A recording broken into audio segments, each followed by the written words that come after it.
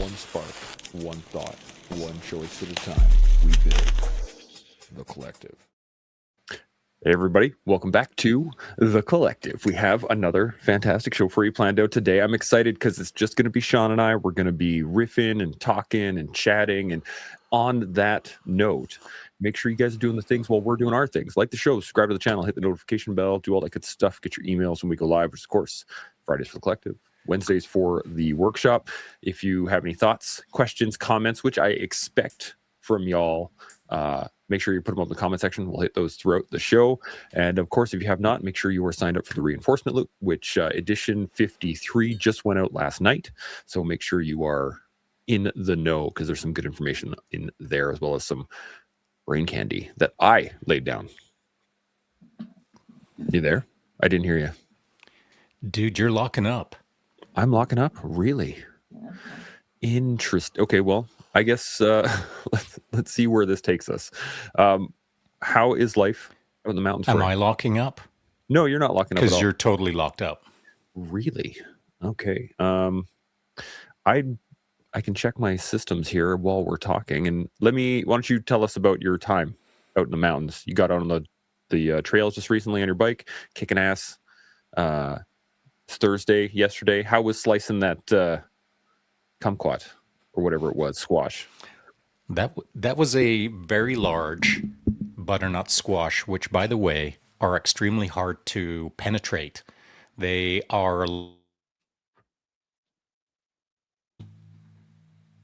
You're still locked up. Now you're locked up. What is going on here? We may have to. You know what? I'm going to reboot my system because I will do the same. And we'll meet you all back here. Dun, dun, dun. Let's jump out of here.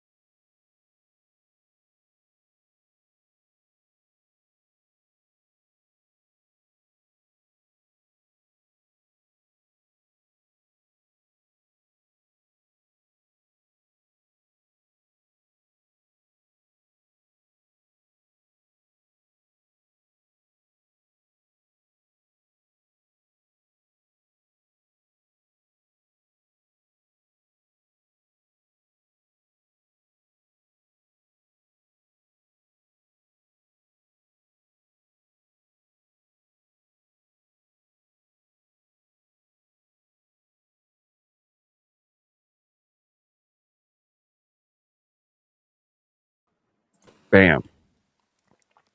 We are back. How are you? I had to hard reset my system. Your system has been acting up, I'm going to tell you right now. Been challenging, but Yes. we are Let's back go. at it and we're going. So Are we live? we are live. We're still live. Yeah, we're good. What to go. the heck? So we were live through an entire dead space there while you were rebooting your computer? Yeah, and there were people watching.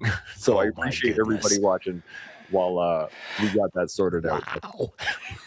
Quick comments here. Bill Jordan tuning in quickly, guys. Got to scoot shortly, but we'll definitely circle back. Want to hear the state of the collective. Godspeed.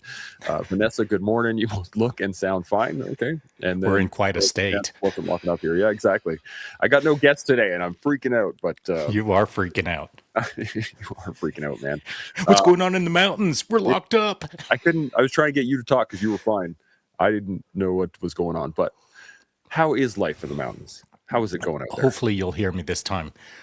Things are good, of course. As you were trying to say before you get all locky McLocked, yesterday was garbage day. And as everyone knows, on garbage day, if I'm in Canada, or more correctly in my hometown, I am running the garbage out to the end of the driveway Thursday morning like Mr. Nobody. And then usually I've got a piece of fruit with me, and ranging anywhere from a blueberry to a butternut squash. And something's going to get cut in midair. And if I'm not cutting something in midair on Thursday garbage day, then usually it's like doing some form of fakeroni martial arts, or, spinning noodle kicks or something like that, just to entertain myself and the internet to some degree. But Chance, I got a question for you. Okay. So when I do garbage day, some people look forward to it. Some people really couldn't care. But when I do garbage day, what do you look for when you see garbage day coming up? Garbage day is happening. You see what I'm going to do. What do you start thinking? What does it promote within you? Interestingly enough, I think I try to presuppose how you're going to do it, like the technical aspects of it. What what style of cut you're going to use? Is it going to be a pierce? Is it going to be a slash? Is it so I look at the technical side of it. Right. And I think it's quite humorous because I've gotten it right most of the time. There's been a few that you've tricked me and I've been like, oh, he got me on that one. I thought it was going to be like a 2 slash, and it wasn't. It was a flicking upward slash. Yeah, right. Those kind of things. So I quite like it because it keeps me on my toes and it keeps me thinking about what your plan is, or if you even have a plan in the moment. You just kind of sometimes I don't. Yeah, you're right. Sometimes I don't. Sometimes I'm walking. I'm dropping the garbage can off and then turning around and walking back to the camera, and I've got zero plan. And I just know generally where I should be throwing it up in the air based on how I set up my camera. And then I throw it up and I do whatever I do. And that's one of the beautiful parts about that mushin, or the Japanese term being the state of no mind, is in order to do something reasonably complex and reasonably fast and reasonably accurately, for those kind of things, specifically the butternut squash yesterday, it's a heavy object that when I throw all of the objects up, I try not to throw them up in the air to time them so that they are perfectly oriented to make the slash or the stab easy for me, that's kind of cheating in my books. A little bit. It is. That's where you start. Yeah. That's level, whatever, 3. Yeah. But I'm maybe on level 7. And so when I throw it up, I kind of try to throw it up with just a touch of chaos. And so that butternut squash not only was chaotic and free in its free-floating tumble, but it has enough mass behind it and enough resistive force on the outer surface of the squash that when I did that straight thrust into it, you can't be off by a millimeter, really. Your trajectory has to be perfectly flat, and it has to be so precise with the tip of the boot knife, Gerber boot knife, that when that tip enters, it has to be like, it can't be deviated. It can't be this, it can't be that, it can't be slight. It's got to be so perfect when it hits that trajectory. If not, it would skip off. It wouldn't penetrate. And so, like, these kind of objects challenge me in the physics sense. And I wonder if it challenges other people who are watching it, the thought process, if they're thinking about maybe how difficult these kind of physics are. Because I'll throw out the analogy or maybe the example of how to replicate what I'm doing. Grab a chopstick and grab a penny or a quarter or a dime, depending on how quote unquote advanced you want to be.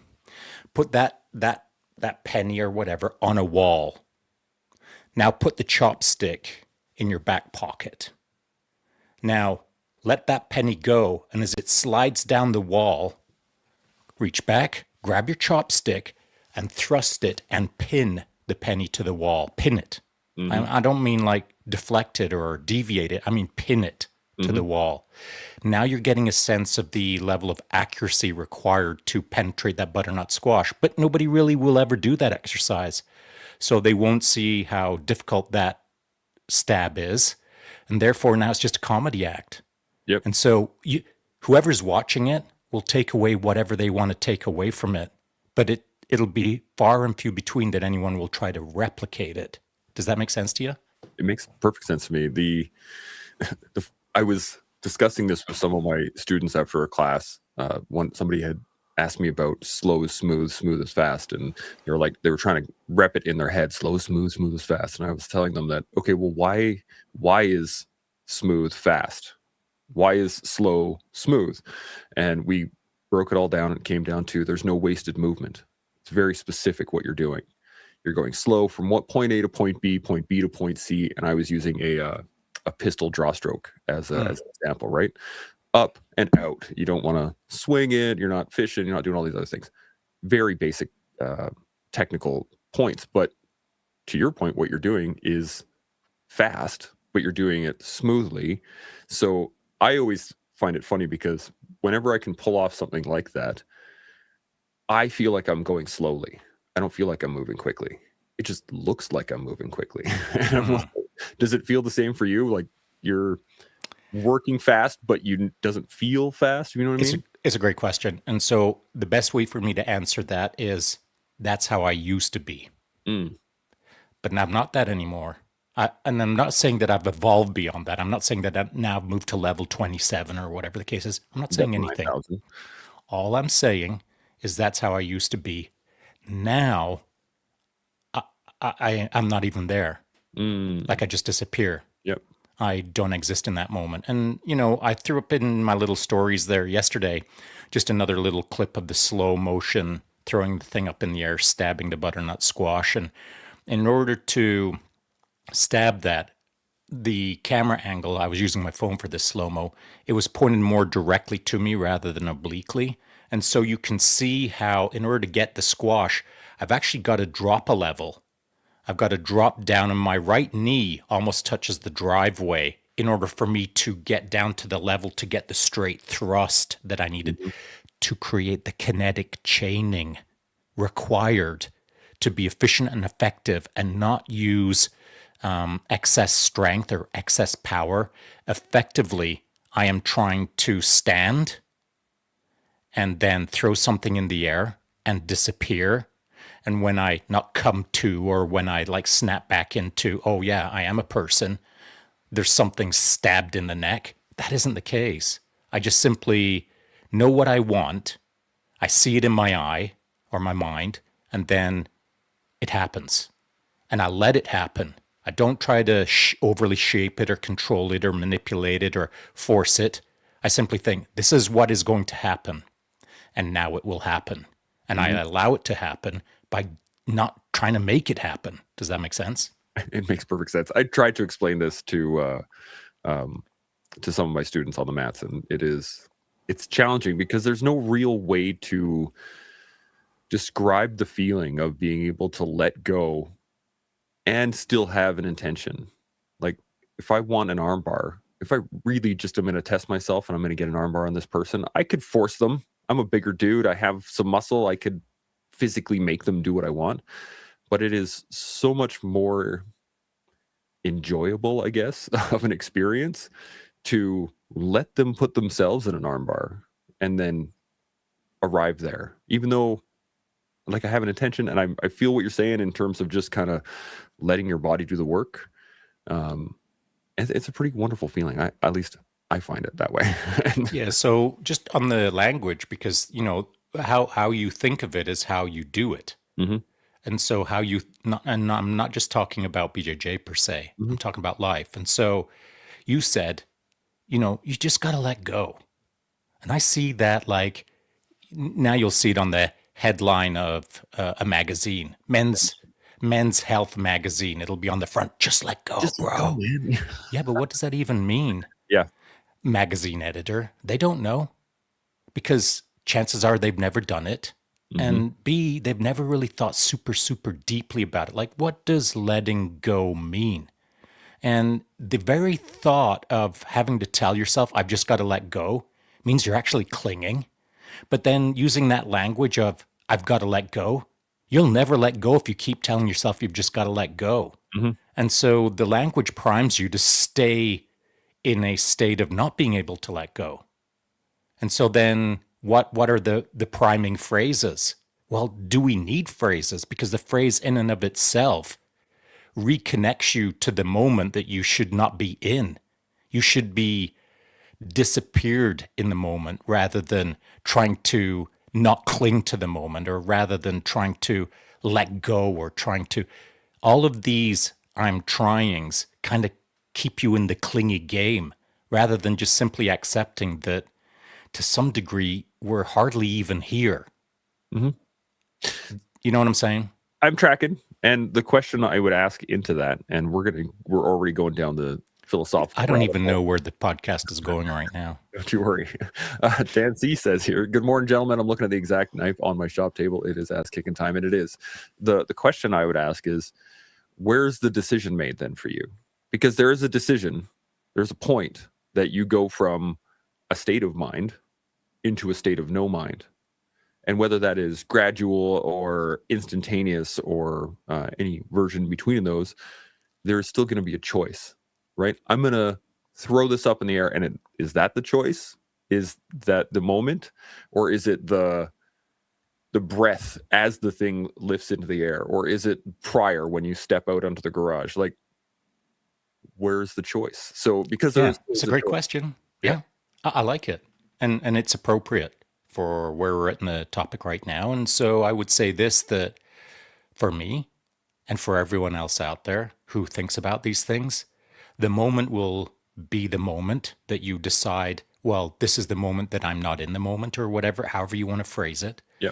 But everyone has to choose that moment to not be in the moment in a weird way. And I think that it takes many individual or independent or non-connected moments throughout your day, week, month, year life. It takes many moments like that where you come to the realization of, actually, if I just disappear in this moment will unfold as it should. Mhm. You've got to do that once. Then you got to do it twice. Then you got to do it 27 times. And then 1,378 times later, you have a realization, oh, I know how to compress this process to some degree. I can refine this process. And then you get your little widgets and your tools and your little mental hacks and your heuristics and your shortcuts. And then it happens easier and faster and more frequently. Then you start seeing a pattern, and then you try to manipulate the pattern. But then by manipulating the pattern, you're back to square one again. Yeah. And so that is the iterative process for me for a long time. And so I would say this, not casually either, by the way. I would say this to anyone who considers these kind of things. If you've got a way that you can eternally drop into a state of motion until you don't exist on the planet anymore, and you reincarnate and all of that good stuff, if you've figured that out, drop me a line, because I'm still trying to figure it out. And I don't think anyone has it figured out. Certainly not me. But what I do know is, just because I don't think it is figure outable, that we should stop. And so I like playing with the idea, the moment, the the process, as it were, to refine my disappearance more and more in each moment. but they're not sporadic, but they're just not as often as I would like. They're Mhm. often enough for me to understand it now, but not so often that it's a seamless, consecutive, or continuous process that I just disappear into. Does that make sense? Yeah, because I mean, really, if we're talking about a, a a complete existence in a state of no mind, that's enlightenment, right? That's Probably. that's the idea I of mean, the that's the Buddha, right? theory. That's the Yeah. theory. So like if if we always seek for that, there's the old saying, if you shoot for the stars and you miss, you'll end up on the moon. And that's like, yeah, you're still gonna Or floating out in the floating in dark space. nether space True. of space and But no you've sound in vacuum and by yourself and etc. Yeah, but you've made it much farther by shooting for the stars, by going for the unattainable, the thing that is outside of your reach. You're going to make it farther just by doing that than you would by only looking within your reach. I had this interesting. Hang on a sec. So your analogies is great, Mhm. but that's what holds people back on the planet, on the surface of the earth. Yeah, Because you've just offered up two choices, really. Shoot for the stars and you either land on the moon and you win, or you shoot past the moon and now you're in the vacuum of freezing cold dark space all by yourself and you lost. Binary, right? Win on the moon, lose in space. So, like, no one's going to take those odds. Do you know what I'm saying? I do. Yeah, Okay. I see. And that's why people don't shoot for the stars. It's the risk, it's Yeah, the unknown.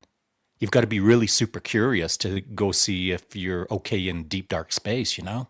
I do. And the I was thinking about this the other day. I heard a really interesting philosophical kind of thought process early on in video games when they first started coming out with 3D worlds. The development of that, it required so much processing power that you had a draw area. Basically, anything that you could see within the video game, it could only draw out so far, right? So it was only rendering a certain amount of whatever map it Yeah, for is at any sure. given time, right? And they were likening that to our consciousness in and of itself, in that we can only see so far. Literally, I can only see my room right now. I can see the computer. I can do the things that I'm doing. But anything outside of my purview isn't rendered. None of those things are like exist or in existence at the moment for your personal universe. Hmm. and um, and that the objective isn't so much to just stay within your draw distance and understand the area around you. It's to explore. But by doing that, your the fog of war, the draw distance, collapses with you. So anywhere you move, any of the areas that you were comfortable in or knew, all of a sudden change because they're no longer rendered. And so you're constantly in this draw distance bubble as you move around the world. And I think a lot of people don't want to just wander off into the dark forest and fight the monsters and do all that stuff because they know what's around them. And once you know what's around you, it's hard to give all that up for a mystery, a fog, something in the distance, whether that be the moon or the stars or the dungeon or the dragon or the gold pile underneath it. Does that make sense?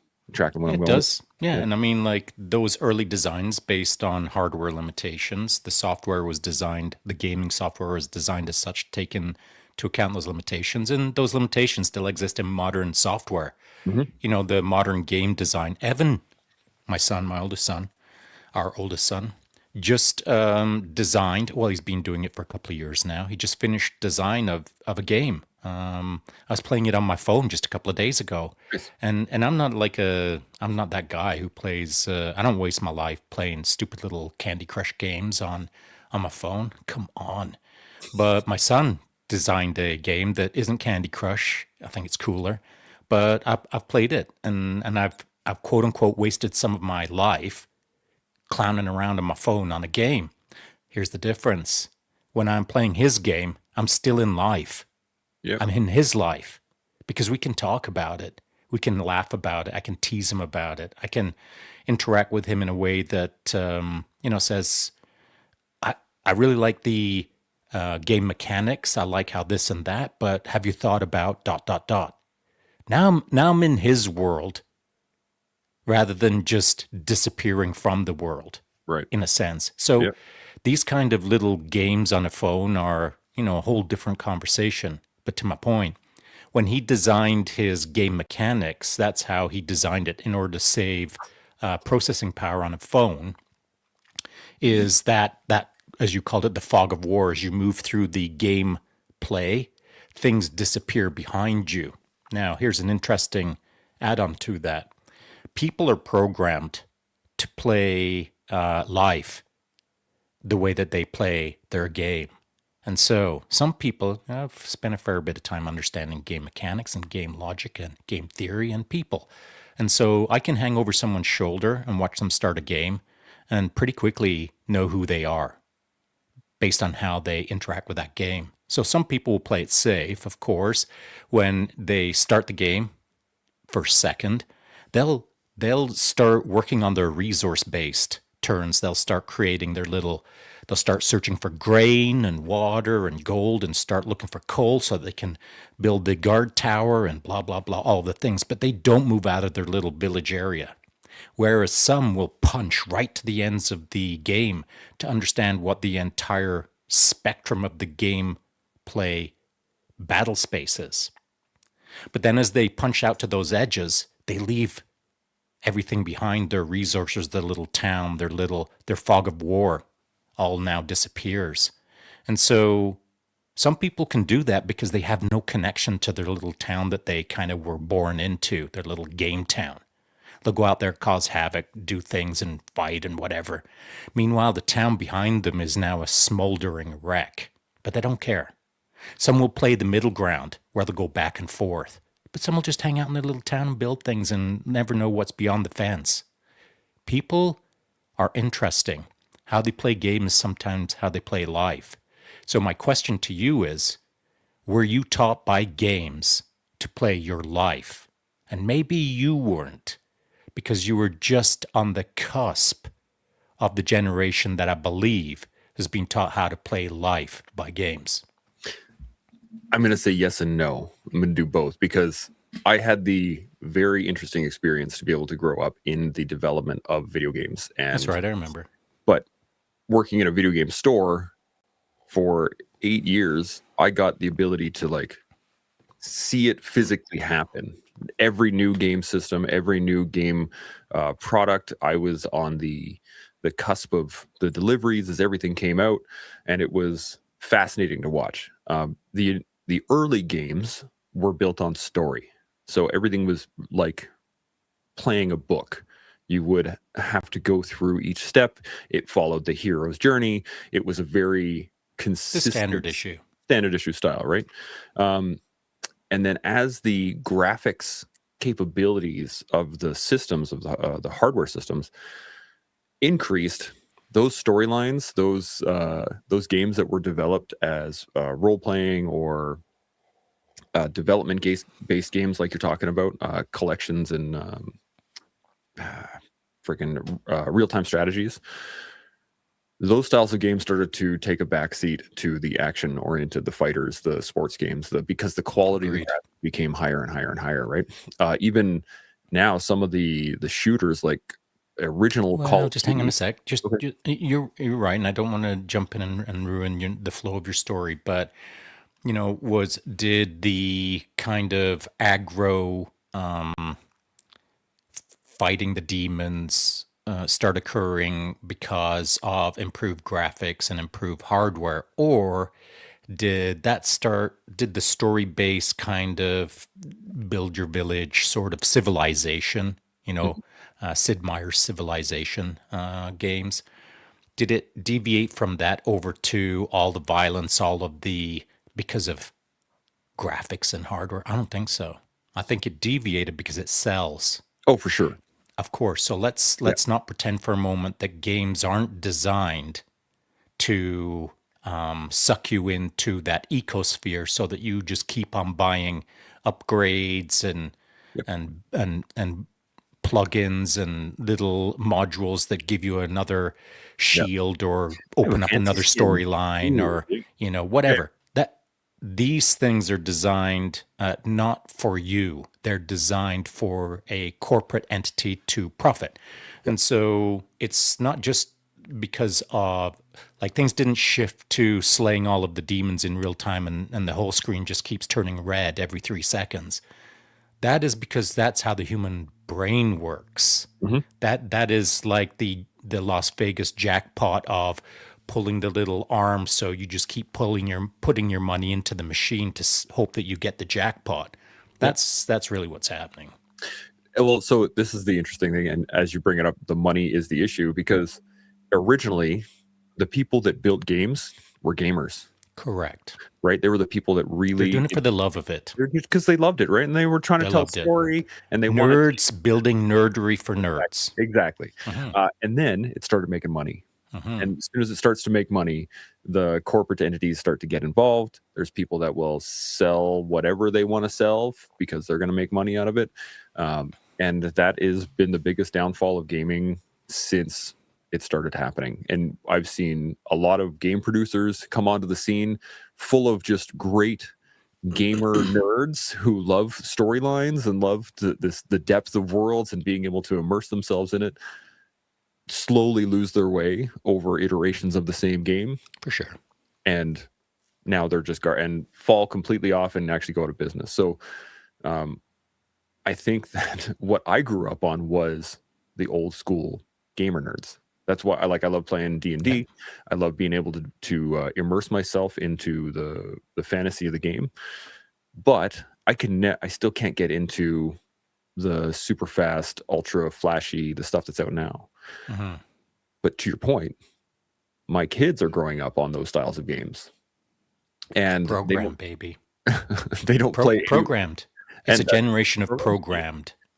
Luckily, my wife and I are very careful with the amount of time that the kids get on screens and the amount of time they actually spend on them and what. Yeah, I wasn't pointing that at you, obviously. Yeah. I'm talking about the whole generation. But that's the key is that we look at it, or I grew up looking at it like, oh, these are fun, but it's a side journey. It'd be like me sitting down to read a book or like a fantasy novel or something like that. It is an escapism from the real world, but I know it is temporary and I know that it is removable, right? Like if I all of a sudden lost video games, whatever, I'll go outside and play.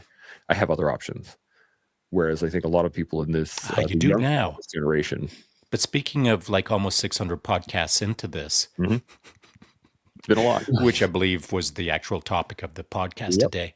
If you go back to maybe 550 podcasts ago or whatever, we were kind of chirping about how your relationship with gaming was kind of unhealthy. You've mentioned that, if video games just didn't exist, I'd go outside and play. Well, that wasn't you like 550 podcasts ago. True. It was being used for escapism, and it was being used in ways that I feel were far less healthy than your relationship with them now. So you've kind of like quickly and easily stated that, well, I would just do this. But that's not what you were doing just a few years ago. And so isn't it interesting how quickly you've forgotten that?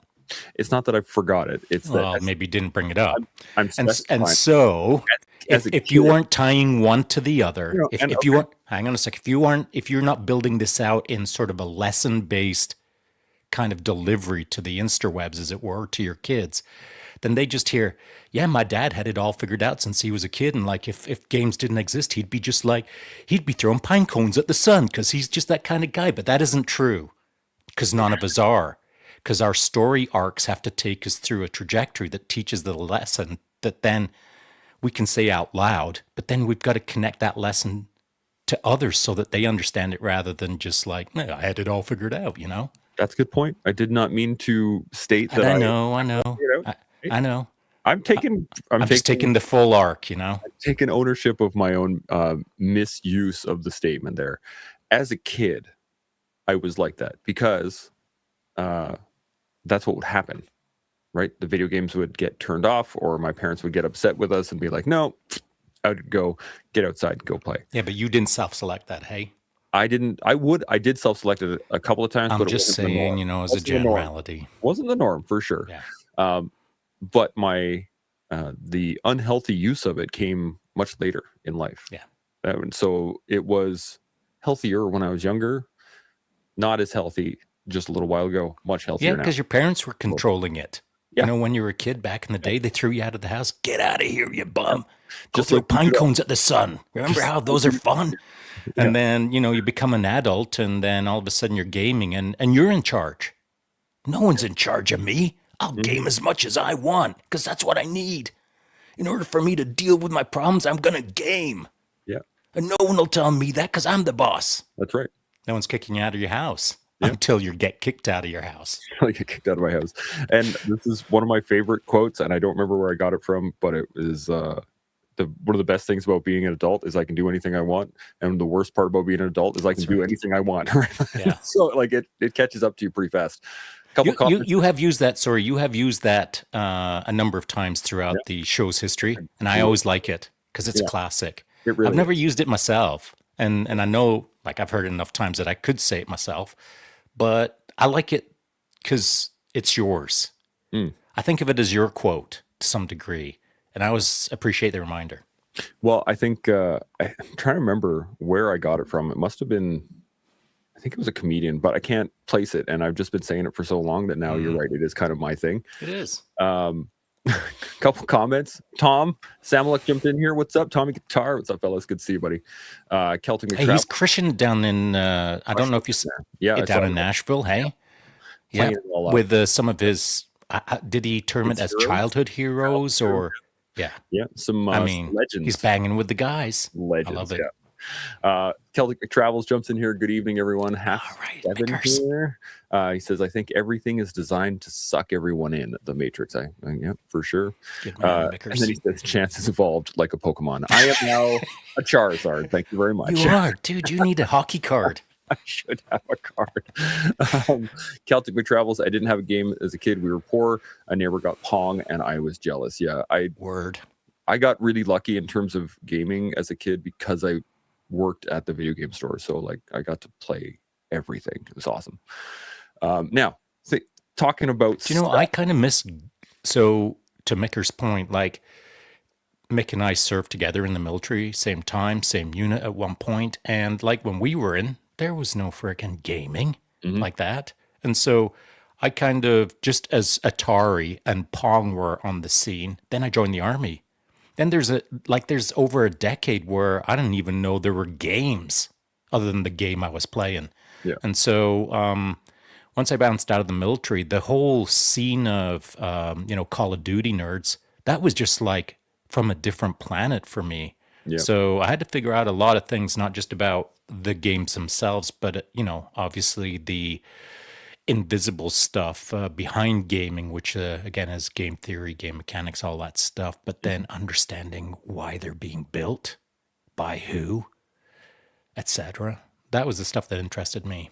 Yeah, it's a fascinating genre to look into when you really do the work and you start diving into where gaming comes from in general and how it's changed over the years. And it's funny now, similar to computer work, and I imagine programming. If you're out of the game for like 6 months, you're out of the game. Like you're so far behind, it's almost impossible to catch up. Well, hang on a sec. So that is kind of true and it is kind of false now. But that wouldn't have been the case 10 years ago. And I used to say what you've just said 10 years ago. I almost said exactly what you said on a pretty regular basis. And that's because, at one point when I got out of the military, I ended up being a computer system engineer, had to work really hard to get that position. And then I became a head instructor after a period of time in a technology school where I was running an entire units of programmers and computer system engineers as a head instructor. So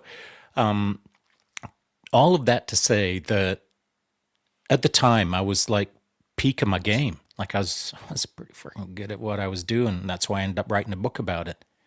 Then I got out of that game. Actually, I went back into international security consulting. And so as I bounced around the world doing, not computer system engineer stuff specifically, even though it was adjacent to what I was doing, I was bouncing into countries doing kind of like physical security for expats and protection. And then on the side, I was also jumping into their networks and analyzing for weak points and how to penetrate and all that good stuff. And so, like, I had many hats whenever I was international. But the hat that required me to be a computer system engineer, my skill sets, they started like losing their edge. Hmm. And, not just month after month, but year after year, where I used to be peak game, then all of a sudden I wasn't like, quote unquote, the man. Then I was kind of like so behind the ball that I thought, I can't get back into that game. I can't be a computer system engineer anymore because I'm too far behind. Hmm. I've said that many times to many people around the world over the years. But now, I don't believe that's the case. Or about a year ago, I don't believe that's the case. My background knowledge in computer system engineering is enough that with my LLMs, my artificial intelligences, I can cover a lot of space pretty quickly. And I can like shore up some of the gaps that I've got, and I can connect enough material together that my background knowledge is quite powerful right now as it is enabled by my three LLMs, which are Claude, ChatGPT, and Gemini, occasionally Perplexity. But it's a different time now than it was even just 3 years ago when Yeah. it comes to these kind Yeah. of things. So, a couple decades ago, you had to kind of shrug your shoulders and think, I'm not a computer system engineer anymore. But today, you can be it again in a weird way. Yeah. I mean, the background knowledge alone would give you enough foundational understanding to get your AIs to fill in the gaps, right? That's right. Yeah. So Yeah, that makes, for the stuff that you just kind of fall behind on, yep. you get back up to speed through your agents or through your LLMs, etc. Yeah. Well, speaking of this, so we are almost 600 episodes into the collective and the workshop and the gold mine and all the other things. And then we got all the other podcasts we've done with other people. What are you thinking now of the collective? How do you see the collective now versus then? What's been the latest update, let's say? Well, I'll tell you this, that this show right now, today, has actually got me thinking about the collective in a way that is different. And quite frankly, and maybe you won't like this, it feels like today I've almost like not taken a step back, but I'm looking at this show, this episode, in such a casual way because of our start. Mhm. Because it started off kind of janky, and then now I feel like it's just you and I chatting. Mhm. And I actually don't feel like we have this directed purpose. And that's why just a few minutes ago, I kind of dropped the idea of, Yep. well, getting back to the topic at hand. But I don't think we're ever going to get back to where we could have or should have or would have been if the show started off a bit differently. Perhaps. But well, perhaps here we are in reality. Yep. It is. And so, what I find interesting though, Chance, is that I don't actually care too much. I'm not. It's not that I'm concerned. It's not that I'm agitated or bummed that we're not going in this precise direction that I thought we would go. I am so free flowing on this show now, or these episodes, that hardly anything bothers me, and I just don't get too worked up about. We're not changing a gajillion lives in the next 2 minutes by anything that we say. Yep. Does that make sense? Yeah, absolutely. The the level of perhaps consequence of an episode is maybe not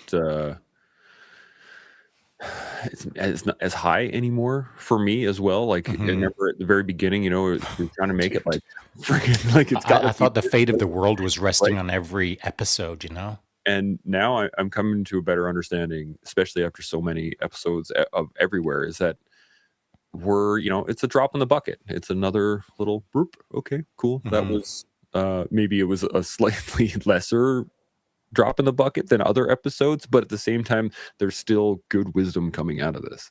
Well, And what is, hang on a sec. So using your analogy, yeah, can you make drops of water from it's obviously from a height to land in a bucket, whether it's 6 inches above the bucket or 600 feet above the bucket? The drop itself rarely deviates in size. rarely deviates in size, but the deviations are going to be enough that they're not always going to be the same. The drop itself rarely deviates. So, you take a like a little dropper, Mm-hmm. you know, Yeah, an eyedropper. Yeah, yeah. yeah, Mhm. yeah, Yep. medicine dropper.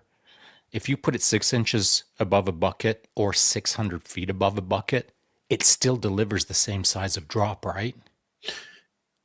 I think it delivers the Same similar size. size of drop. Okay. If we use science and a scientifically calibrated dropper of drops, we'll Okay. call it, Sure. that really Okay. I'm tracking what you're saying. within minor Yeah. deviations, the Yeah. drop size is the drop size. Yeah. Okay. It's the impact in the bucket that we're talking about, not the Yeah. drop size, right? Yeah. Yeah. I think that's a good analogy for it. The splash or Yeah, the the splash. yeah. Right. And so 6 inches above the bucket, 600 feet above the bucket, the splash is a bit different to some degree, Yeah. right? Yeah. Yeah. The splash is going to be different. Well, I mean, if you look at chaos theory, every splash is going to be different Yeah, yeah, for regardless. sure, for sure. So I think that's The physics and terminal yeah, velocity and all of that good stuff. all that stuff. What is fascinating, though, about that weird little analogy is if you really, really, really, really want to make a big impact and you really, really, really fly way above the bucket to 600 feet and then you do your little calibrated drop, you know what often happens with that drop? It disperses. Yeah, it will disperse, be carried by the wind, will Hmm. deviate from the straight path, may miss the bucket, et cetera, et cetera. So, delivery of information is no matter the size of the drop, and we've already established it's all about the same. Hmm. It's about a proper targeting for impact Yeah. and delivering from the correct height, as it were. Yeah. Yeah. It's a great way to look at it. I remember seeing a video just recently of a bunch of people down here at the Edmonton City Hall. And they have this big long foyer with a huge set of stairs and all this stuff. And Okay. they took a cup, like a little plastic cup, put it down at the base of the stairs, and they dumped this huge bucket of ping pong balls down the stairs, thinking like, oh, well, this is a great example. Like all the information in the world could be thrown at you, and not a single one of those balls landed in the cup. Right? Mm, And I think this is a great kind of add-on point to it is that, yeah, if you have an eyedropper and you're just going drip, drip, drip from the right height with having done the math, you can add in a lot more water to a bucket over time than if someone's just hucking buckets of water yeah, from guessing. a distance, right? And Right. so I think that is critical to what we've been doing with the podcast is that it is each episode adds to the mix, To the whether bucket. and that episode is going to be or whatever somebody takes from the bucket is more important than what they take from the drop in my mind. Hmm. I think where I have screwed up in the past in respect to this little analogy is I've wanted to take that drop of information and just over eagerly make it impactful. And Mm, so my penchant or my norm is to probably take that little dropper and go straight to the 600-foot distance so that it has maximum impact on that bucket.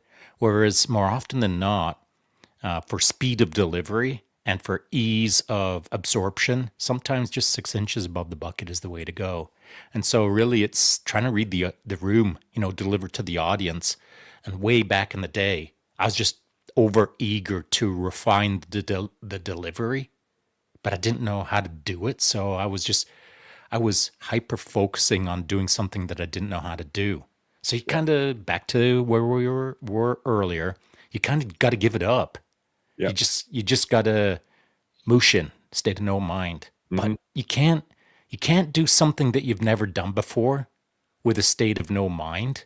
You have to go into it with your mind in order to try and do it however you do it, make all of these mistakes, and then slowly carve away all of the wrongness of your ways until you're just existing in that space effectively and efficiently and almost unaware as I am right now. And so it takes time for all of these things. I could not agree more. I mean, communicating in general, being able to speak your mind, being able to process it on the fly, being able to engage in topics that perhaps you are ignorant of, and still ask good questions and try to engage in an information gathering rather than my story's better than your story kind of thing. Mm-hmm. That skill set is just, it's so rare nowadays. It is like, It is. I see it right. But within ourselves as well. 100%. I mean, I used to think I was a pretty good communicator. I actually wasn't that good. This show has taught me how to just really do it so much better. But Yeah. not maybe even on the podcast, but in the rest of my life. And so, man, you just got to do the reps in order to effectively communicate, first of all, with yourself, and then be able to effectively communicate with someone else. And what is interesting about this show is, to some degree, it could be used almost as a template or as a model of how to effectively communicate, because really there's only a handful of fundamental things that you need to be able to communicate effectively with another person. And the moment that you understand sort of the central tenets of communication, then you have to like treat it as a task or as homework. Once you understand what you've got to do, you've got to start doing it. It's like push-ups, you got to do your push-ups every day. And that is the way with communication. You got to keep applying those same rules, be almost stubborn in your focus of, I'm going to get better at this. And then eventually you start forgetting that that's what you used to do, was focus on getting better at it, because now it just happens. Yeah.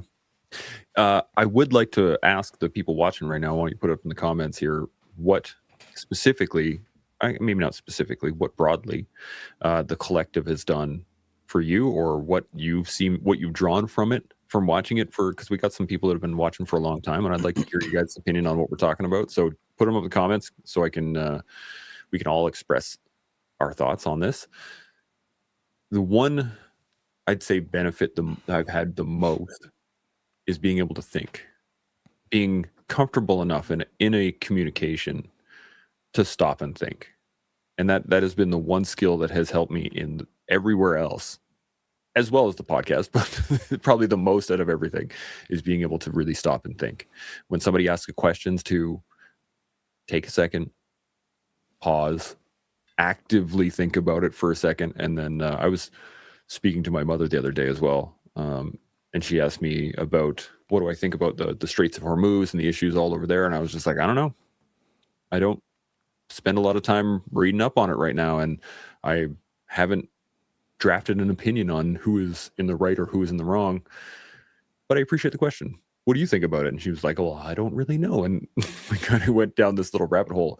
But the ability to do that, I would not have had before the show started. I would have been all up in your grill about, I think it's this and it could be that, and this is what we should be doing about it. Like, and I felt like I had to have an opinion.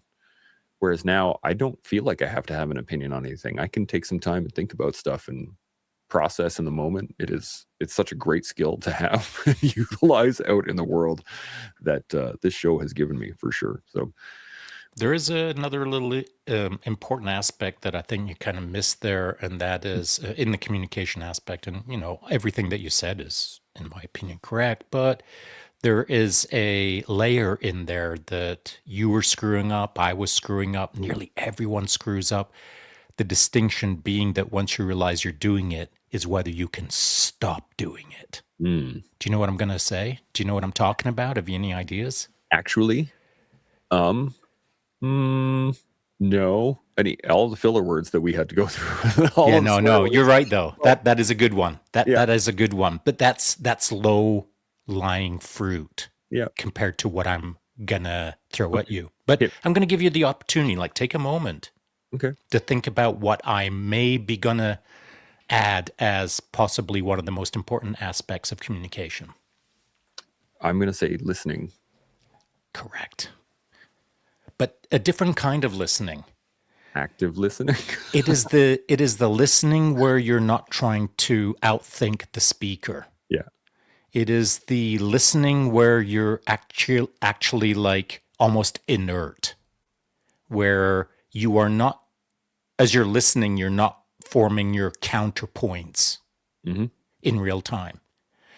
The podcast has taught me in a very thorough way that now when I'm on the show, I'm listening to the person and not listening to myself. And by that I mean while they're speaking, I'm not speaking in my head. I'm simply absorbing what they're saying. I exist. I let it go in one ear and out the other, but not in a way of ignoring, but I let it come in and flow through me. And then when chance you say, Sean, do you have any thoughts? That's when I start communicating again. And that communication aspect, the first word that comes out of my mouth, that won't have been preformed more often than not. It won't have been, oh, I thought of something really good 12 and a half minutes ago, and now's the time to say it. I'm often in the real time nature of the conversation. So you're speaking, I'm listening, I absorb it, flows through me, whatever the case is. When it's my turn, quote unquote, to talk, then I just let it flow out again. So it's like the ocean, it flows in, it flows out. I'm kind of like a tidal sequence in podcasting, but I think not a lot of people do that very well. It is very hard to do, though. It is. I remember in the first, I'd say 6 months, I was so focused on my own opinions, my own thoughts, that I was not really listening to anybody else. I was just waiting for my turn to speak. And you and I had a conversation about it, and we had to like lay down the law that this is your job. You need to be able to do this, up until the point that I was able to do it well enough that then we had to have another conversation where you tell me to freaking talk more. That's right. So, but that's, I think, the point. And that is like, once you recognize, especially in communication, that you can listen, that is the key. Like, you have to know that you can listen, and that just sit and listen, and then be able to develop your points on the fly comes with a lot of trust. You have to know that you know what you're talking about, or you have to be humble enough to be like, I don't really have anything to add here, or I don't have anything to engage with. So do keep talking, or ask a question, or try to evolve more out of the conversation rather than state my point and everybody else gets to listen to me talk. So I think this is... I'll tell you what's tricky though is, you're right, telling that sort of sequence of events, that's kind of how it played out. And, we could probably do a whole show on that. But the point being, not that you were lucky or fortunate or whatever the case is, but you and I went through a sequence of events where you got to improvise, adapt, and overcome the situation through someone kind of tapping you on the shoulder and saying, hey, let's talk about this. But most people, they don't get their shoulder tapped or their chest poked or their even first words out of someone else's mouth to help them improve. Not many people get improvement pokes when it comes to communication. Yeah. Everyone just simply believes you're just going to get better, but not everyone does. You only get better if you work at it. Or someone tells you you're kind of crap at it. But even if someone does, someone could tell me that I'm crap at communicating, and I could say, screw you, and keep communicating the way I want to. So even, I agree with you, not many people get the chest poke, but even if you do get the chest poke, it's still on you to put the work in to then go, oh, you're right, I do need to get better at this. You know what? I do say actually all the freaking time, or I swear too much, or whatever. So to get the chest poke is one thing, but then to put the work in to develop it that's the next thing. That is the next step. And it is. And so why did you? Because I wanted to be a successful podcaster. So you had a purpose. There was a reason for you to try and get better. But Absolutely. That isn't often the case for most people. Yeah. Because they're not in front of the public eye. They're not a public speaker now. They can kind of shrink back into, we'll call it a shell, or hide in the back of the room, or not put their hand up in the meeting, or whatever the case is. They can be invisible. There's no reason for them to move on the getting better at this or that thing, because there's no sense of responsibility or purpose or etc. to, man, I got to get better at communicating because I've got it like another bajillion podcasts to do, and I feel responsible to try and help my fellow man. Like, if you don't have that purpose, why even get better at communicating, right? Yeah. Well, to answer that question, my personal view on it is that you should get better at communicating because that is how you project your will into the world. If I want to be able to do anything, I need to be able to communicate it at at the base level. So if I can't communicate my own will, my own desires, my own mind, what I want to have happen isn't going to happen because it's not a solo game. We need other people. You have to be able to engage the rest of the world. Yeah. So, That projection of your will into the world, that's an interesting topic, by the way. mhm, That is something that I don't think many people consider as that's how they live their life. Projecting your life out into the world. I think a lot of people have inverted that phrase yeah, where they are shrinking back from the world. I I agree. And before we get down the rabbit hole, I got some comments I want to touch on because there's Right. some good ones. Dan C jumped in here. He said it's almost like taking a pure version statement with every interaction. That's a great description of it. Hmm. Because I mean, really, that's what we're doing. We're taking it in as a complete, pure statement in and of itself, without any. We're trying not to put any biases or filters on Maybe trying to take in a purer version. purer version. Because Yeah, that makes yeah, I never really think of slightly myself muddled. as Yeah, trying to take in a pure version. Because then in my mind, that's me telling me that I've got it solved, that I've got it figured right. out. And I don't feel that way. Or I that they feel do. like every single real time moment is me just doing my best to understand the moment to some degree. And I don't think I ever truly have understood the totality or purity of the full moment, Mhm. but I keep trying. That's a Purer. great way to look at it. Celtic McTravels jumps in here. He says, "You never know when you say or do something that will make a positive impression on an individual," which That is is true. 100% right. I missed this one here. Dan C says, "I like my Nintendo Wii." That's good. So did my All right. boys, but they're teenagers at the Yeah, time. the Wii is a little bit older now. Celtic McTravels jumps in here. He says, "I take from the collective. I can take what I want or need, and also leave if it's not right for me now. But it's great to bounce in and join a conversation." I could not agree more. That's a great way to look at it. Vanessa jumped in here. He says, "It's exposed me to different ways of thinking and assessing situations, motivated me, made me think about topics I normally wouldn't, and provided me with advice, tools I wouldn't access otherwise." Beautiful. That's kind of what we're here for. Awesome. That's really it. Now, jumping out from the collective as a whole, the show, we got a comment on the YouTube a little while ago, and it was, "Does Sean have an idea when his high fidelity mind is coming out?" And I I said I do. would specifically ask you. So, I do. I do. I do. what's up? So, good timing, by the way. So I've got the manuscript right on my laptop right now. I was working on it this morning. I've been working on it the last 2 days. And so the reason I've been working on that is because I finished my manuscript 2 months ago. Hmm. I made a deal with Seb Lavoie that I would have the final manuscript in his inbox before I jumped on a plane to Korea. And Mhm. so, like, I literally sent the manuscript to Seb in the Vancouver airport before I jumped on the Korean Airlines flight. And so, it's been completed for 2 months. The manuscript then had to go to the publisher, which is Friesen Press, which is the largest publishing house in Canada, the most notable one, I would say. Mhm. And they have to go through a sequence of events. It then went back to Seb. He had to do some things, which were great, by the way, to improve the product. And then he just sent it to me 2 days ago. And so I've been working on it like a dog since then. I will have it back to Seb's email inbox no later than Monday. And then from there, it goes straight back to Friesen Press as that's it. Print it. And so my answer would be this: when is the book going to be available? Well, it's kind of available right now to some degree because my wife's been reading it on her little friggin' electronic book there, the Kindle. Yep. And which is a little side quest moment, by the way. I had to learn how to take a manuscript in my Word document.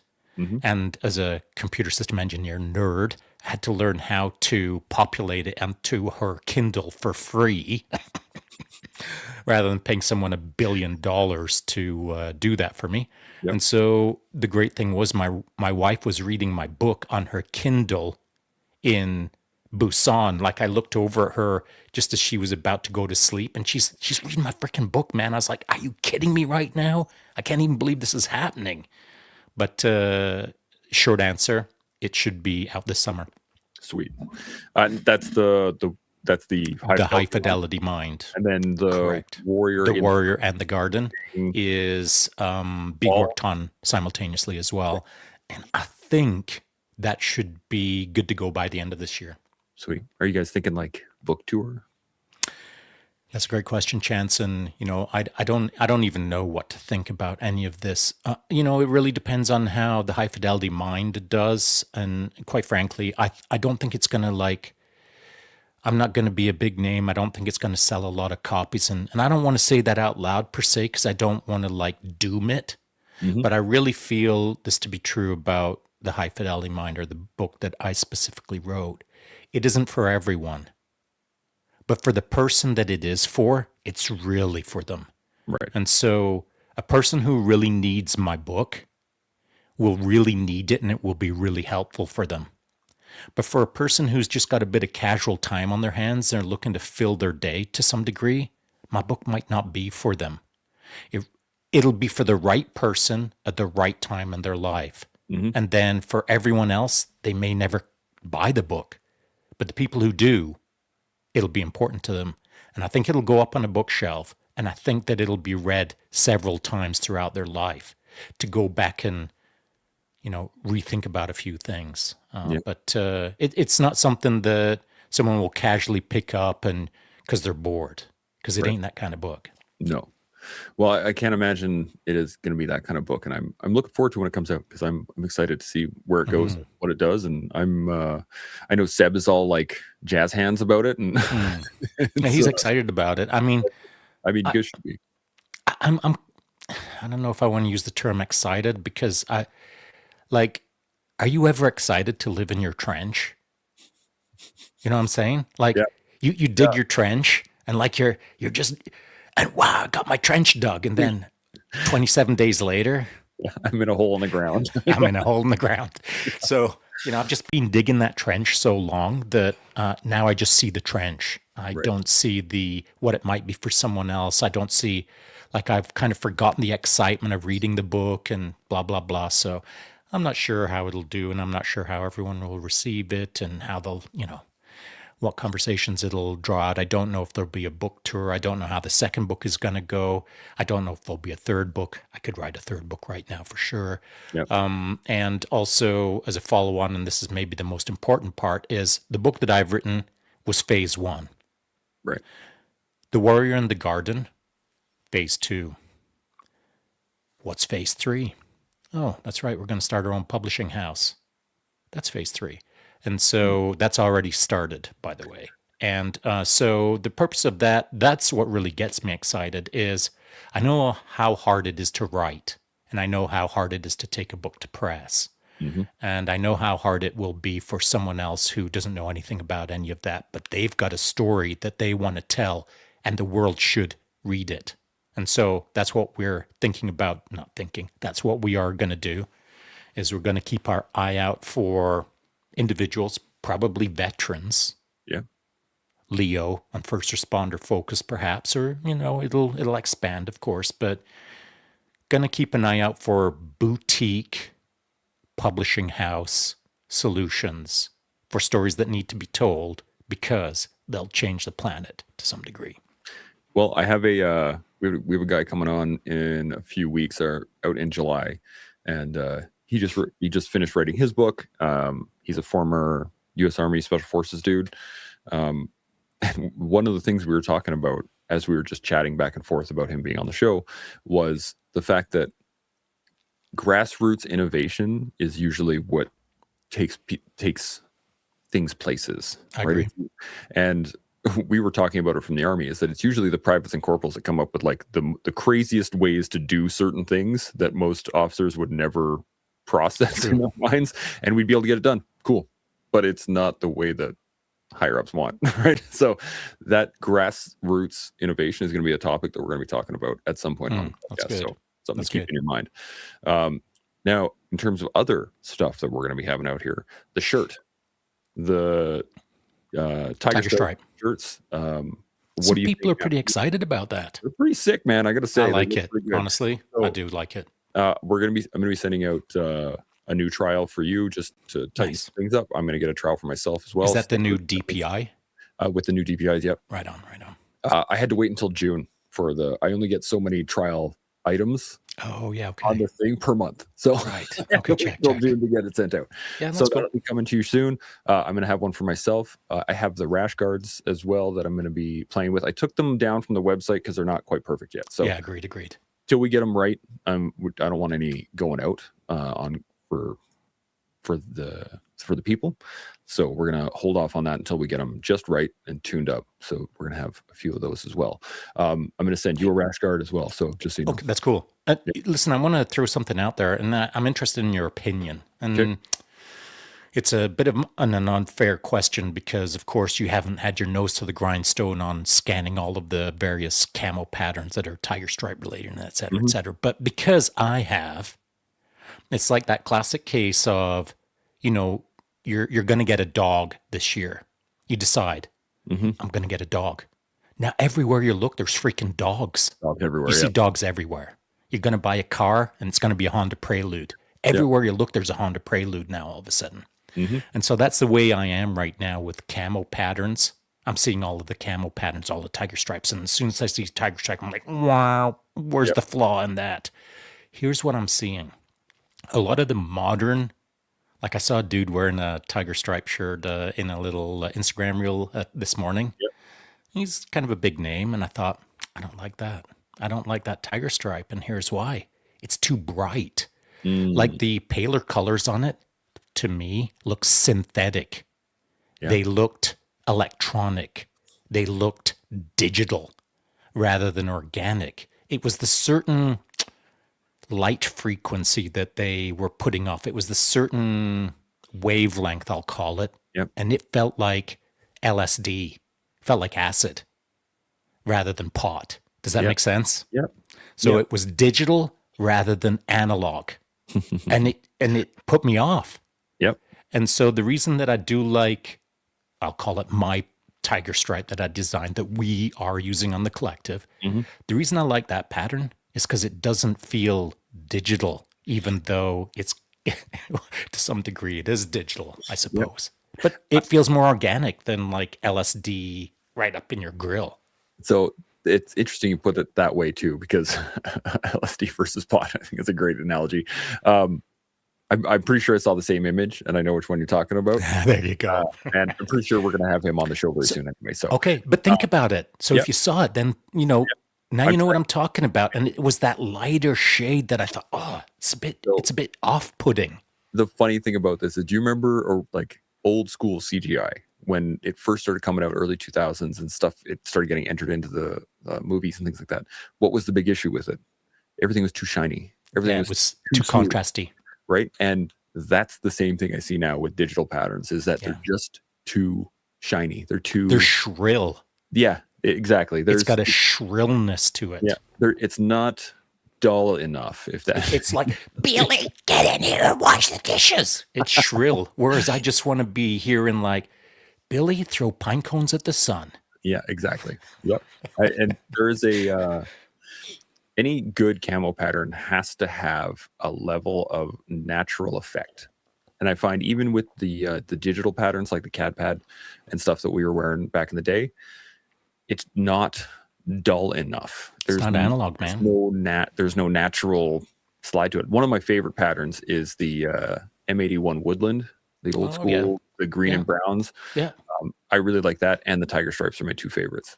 Mm-hmm. And if I could have lots of stuff done in that, I would. So those are my two big ones. So the fact that you came to me with a tiger stripe image and I'm like, I'm going to make this a shirt. Oh, yeah. And I've been working on it for a while now. So that is. Yeah. And by the way, I should say thanks for doing that because, of course, you know how I operate. Like I just got it in my head that I was going to design my own personal camo Yeah. Rhodesian Bush War and Vietnam Tiger Stripe, combine the two, throw in some little secret elements there that you and I have talked about. But Mhm. anyway, that was just me not having fun, but that was just me being creative with a purpose in order to tie that into, if you recall, seems like about 4 lifetimes ago, I was using it as the little kind of extra sizzle for the newsletter, Yeah. the little addendum. But Hmm. then, I've kind of dropped that a little while ago. But that that camo design started off for something that I never expected to extend out into a t-shirt. So my point is this: thanks for picking up what I was putting down, because I would have just left it down. Yep. It would have just been a side quest for me, not like a novelty or a bauble, but it would have like satisfied me, and then I'm on to the next tactical bound. Whereas you saw it for what it was, and I'm not a merch guy. Yep. You are more of a merch guy, but you saw the potential in it, and so bam! The moment that I got that T-shirt that you sent me there just a couple of weeks ago, I was like, "What? You even kidding me right now? This is Yeah. freaking amazing!" I'm into merch all of a sudden. So it's really the I suppose the bulk of the thanks should go to you. The real impetus or the momentum behind anything that this Tiger Stripe turns into is really because of you. I just sort of created a seed, and now the rest is on you to some degree.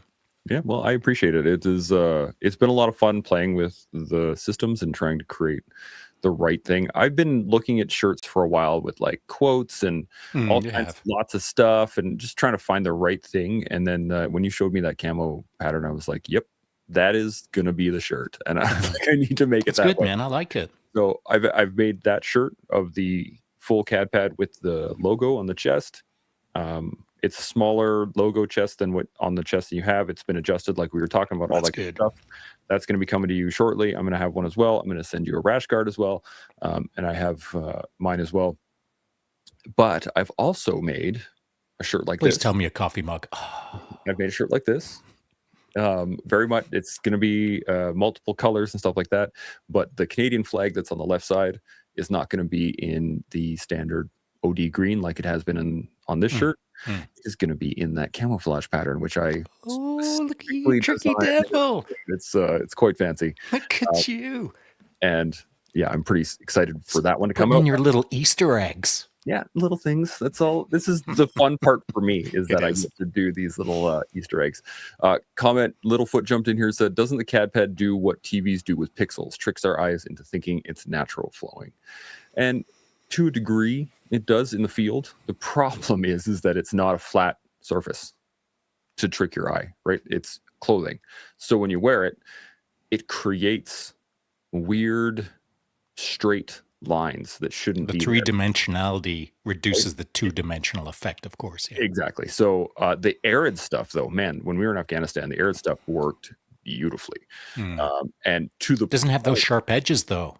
that's It's not as digital per se. well, the original arid ones were 100% digital. Yeah, Well, I agree with that. Yes, yes. yeah. But the the funny, this is just a side story, but I actually the center of our unit was started to take fire from our friendly unit on the left, because we were so well camouflaged. All they could see was the muzzle flashes, Hmm. and so they thought we were the enemy because they were that close at that point in time. But the we had to pop smoke to let them know that they were shooting at us. It was turned into a whole little bit of a show. So that stuff worked great across the board, but the green stuff, I never saw it work well. And even when we were out in the field working in the bush, people were really visible. It wasn't hard to, unless you're in the dark, which of course it's the dark. Right? So when I said digital, I want to make sure that I'm being a little more precise. Though it is digital, there wasn't enough contrasting or not enough Oh, sharp colors. edges Yep. to the 100%. distinction between the colors within the Yeah. pattern too. So the desert did it better, but the typical CAD pat, the more woodland based, Yeah. that had too much digital contrasting. Yeah. It was too contrasty between shades, and Yeah. so I felt it made things pop more rather than disappear more. Yeah, I 100% agree. The new stuff, though, the new temperate cat pad Oh stuff, yeah, is yeah. way better. Way better. Agreed. Yeah. But again, it's like, as you say, it's a bit, the contrasts aren't as hard. It's almost modeled, Yeah. some modeling Yeah. modeled. Yeah. And just that not blurring, but just the way it doesn't stand out in sharp contrasts to Yeah. each shade next to it. Well, and I mean, that's what you really want in terms Oh of, yeah. well, especially temperate weather clothing. Because up here, if you're out in the field, if we were out in Wainwright right now, the grasses are kind of yellow browns, the trees are darker browns, and then you get the really sharp greens from the pines and things like that are out there. The colors are very distinctly different. So it's hard to get a camouflage pattern that works across the board. And the new stuff I find works quite well out in Wainwright. You can tell it works very well in some of the photos that are out there. But you know what? It doesn't really much matter Not anymore. anymore. I mean, well, right now it doesn't much matter per se, but like 5 years from now, it won't matter at all what kind of camo you're wearing. All of the thermal drones are blah, blah, blah, whatever. Yeah. The thermal game is unreal at this point in time.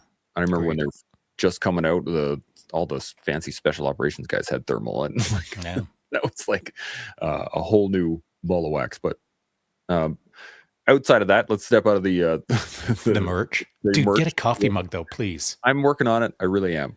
Nazgul says great t-shirts are great. You are correct. They are true. But I like that call sign. How about that? Right. Littlefoot says that arid stuff made you disappear. Yeah, it is. It's quite effective. Afghanistan specifically, because the sand was very, very similar in color.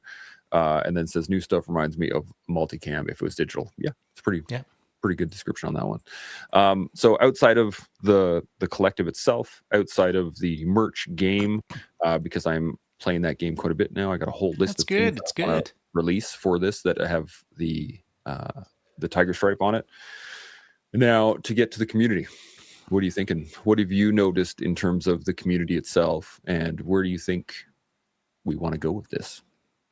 Well, I do appreciate what Zach's doing right now, which is, pretty front and center in respect to the community per se. Interestingly enough, someone who follows me had dropped in my DMs this morning, and it was because I'd reposted Zach's video from yesterday for Mentel. And, he's talking about the amount of men who are struggling and the amount of men who are using suicide as a solution, and, just the struggles of men. It's Men's Mental Health Month. And the way he put it across, and as I said to Zach in a DM to him after the fact, dude, you're bringing the Zach sizzle right now. Because, his camera work, his delivery, his intonation, the vibe, it was good. It was much improved from like even just a couple of years ago. So his video was impactful enough with the message that he was putting across, but then he added this layer of like meaningfulness that I felt like when I was watching it. Like I felt like Zach's emotion to some degree. Well, a guy who follows me felt it this morning as well, and he kind of gave me one of those, crying faces of like he's just sad. This is a hard dude who's done hard things, and he felt it. And so, well, what's the community doing now? I think it's in an interesting point where we've come far enough we've broken down some barriers, broken down some stigma, kind of opened the playing field up to some degree where anyone can communicate with us, knowing that we don't have like this crazy agenda of we're trying to prove something right or wrong. We're just trying to be helpful. And so now the community reaches into me in my DMs, Instagram DMs, to represent how they feel on who they are and how they would like to become a better person. So I get like a lot of input in my DMs. More often than not, it's just all positive. I rarely have someone jump in and say, you guys are screwing it up. You need to do X, Y, and Z. I wish someone would, because I do appreciate critical analysis rather than pats on the back. But it feels like things are going pretty well. but I'm often unsettled when I feel like things are going pretty well, as you know. So to your question, what's next? I feel like the community needs to drive that answer this time rather than you or I. Hmm. And so I think really to answer the question that you asked, you need to provide the answer to your own question. What are we doing? Well, come up with a solution that is going to operate in the spirit of what I've just said. I Yeah. mean, the community's driving things now more so than it ever has. But I think you kind of have to reach out and maybe start not polling, but having some private communications with people, much like I do in my DMs constantly, to have them drive the bus on the next stage.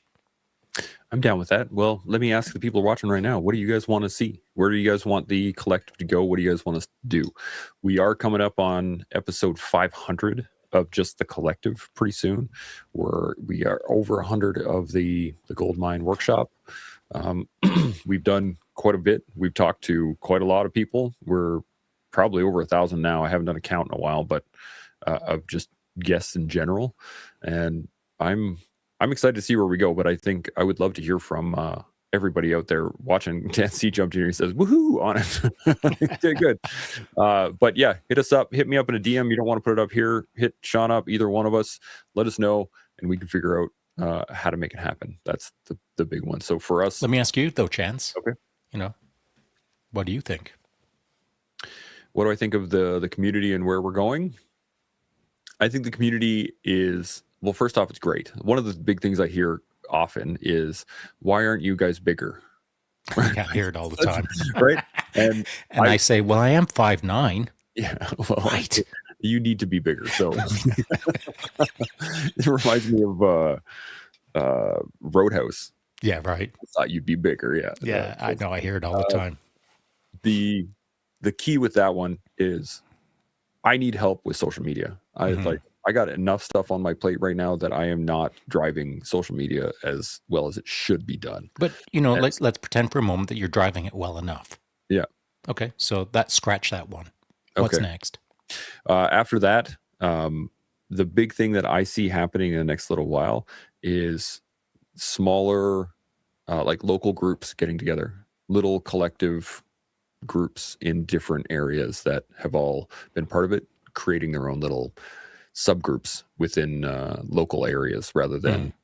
So instead of, originally my thoughts were we should do like live shows, we should go to places and do these things. But what I see happening now is more and more people from the collective linking up with other people from the collective. And especially through the show and guests, That does happen, yeah. keeping tabs with each other and all that stuff. So I think that is the next stage of this, is that there's going to be little local groups popping up all over the place of I don't know, collectivites. I don't know what we would be called, people that are in the collective.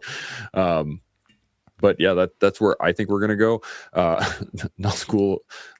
Hold on a second. Non-school Leland 9747. Okay, nice. More coffee, and then says, "I thought you would be bigger." Yeah, exactly. But I think really it just comes down to time. I really go into when it comes to the depth of the show, like what's going to happen in the future. I'm very much of a state of no mind with that. Of like, we're going to do we're going to do these, and we're going to keep pushing, and we're going to keep talking to cool people, and we're going to keep developing the network, and the community will build, and we'll go from there. I have no real end states in mind. That's good. I used to stress about it. I mean, we've talked about it before. In fact, we've kind of talked about it in this podcast already, that we tried so hard, we tried too hard. Yep. We weren't doing it right because we were trying to do it so right. And now here we are, just kind of not chillaxing, but just being in it and trying to be authentic with it to some degree. I don't feel the stress like I used to, that's for sure. I felt like I was carrying the weight of the world on my back. Like I was responsible for it all in every podcast. I just really, really, really felt like it was all my fault to some degree. Any errors were on me. Patrol commander, is ultimately responsible if the navigator gets lost or the signaler forgets his radio. It's all on the patrol commander. That's how I was raised in the military. It's all on me. You Mhm. screwed up. It's not your fault. It's my fault. Mhm. And that's just an old habit. It's not a bad But philosophy, though. it's not a bad habit. Yeah. It's just that I had to realize, several hundred podcasts into it that, I knew I wasn't the patrol commander, but I had to realize I've got to shed some of my habits that serve me well in other pipelines, other trajectories, other scenarios throughout my day, every day. When it comes to podcasting, I've had to adjust some of my age old central tenet things that I really hang on to as extremely positive and capable mechanisms within my life. I have to let some of those really solid things go in a podcast. Yeah. And I can do it now, but there was a transition period where, and this is not how it went, but I had to start realizing that I can't think like a patrol commander anymore in a podcast. Now, that's a really simplistic and glib way of throwing it across the microphone, but that's kind of what I had to do. One things that I learned from watching you do this, actually, because as you went through the process, I was tracking. Yeah, of course. Yeah, there's no one who knows it better than you. Right. And the thing that I learned was that the application of the concept is more malleable than I used to think it was.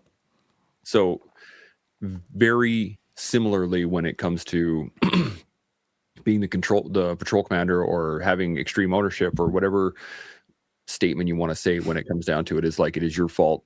Everything in your life is your fault. It's all on me. Yeah. It's all on me anyway, right? But the application of that is different than it was in the military, because in the military, the consequences are death. I mean, how many times for you and all those around you? Yeah, exactly. It was always, that was the problem. Oh, you don't like time. You don't make your timings. Well, that guy's dead now. Great. Yeah, right. You killed him, right? So the consequence of a mistake during the show, right at the beginning, everything locks up. Okay, we'll restart the computers and come back on live. Oh, we were live this whole time. Oh, okay, cool. Whatever. We can carry on now. There's no need to determine fault, because we both know that we both take our own responsibility within the situation, right? So there's no need to hash it out or deal it out or feel responsible, because we both know we're responsible. So there's no the consequences are not the same. Yeah, and being able to adapt that mentality into podcasting, it's challenging. It's not easy. I mean, it's similar to getting out of the military, going into veteran life, or going from one job career international consulting or international security consulting into being a security systems analyst or computer systems engineer. Yeah. That's a big transition, but you can take pieces and apply it. You just got to learn how to apply it. Otherwise, you get lost, you get burnt out, you get beat up, you let yourself go down those rabbit holes, and then you end up in bad places. Well, I think I do feel like the podcast is a responsibility of, I feel everything is a responsibility. I've always lived my life feeling responsible for those around me to some degree, and responsibility drives a lot of my decisions. And so while we're on the podcast, I do feel the responsibility of impact of words and how casually or not we deliver information or talk, or even just right now as we're just riffing back and forth, just chirping, as it were. I used to be sloppier at the start of when we first started. I used to be not casual with what I would say, but I didn't realize the impact of my words. I just thought it was you and I chirping sometimes. Yeah. But that isn't actually the case. And I've come to realize over the last few years that there's enough people who pay attention to how I live my life and the things that I say, even if it's only a few people. That's enough for me to tighten my game up. And so my sense of responsibility to tighten my game up is right now existing. But in the same breath, in order to do it well, I've had to open up my ability to communicate as well. And so I can't run it so tight that I am running a really, really tight operation. Mm-hmm. I've got to loosen up the operation to some degree so that, it can go the direction it's supposed to, rather than me keeping things guardrailed. But at the same time, I can't remove the guardrails so much that I'm just saying dumb stuff that would have a person out there pay attention to that, and then they start doing dumb stuff. Yeah. So I've had to tighten up my game to some degree.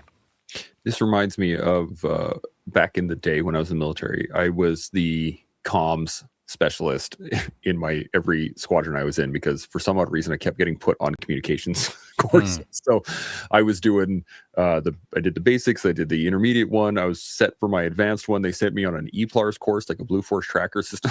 There was all kinds of things that I was doing communication wise.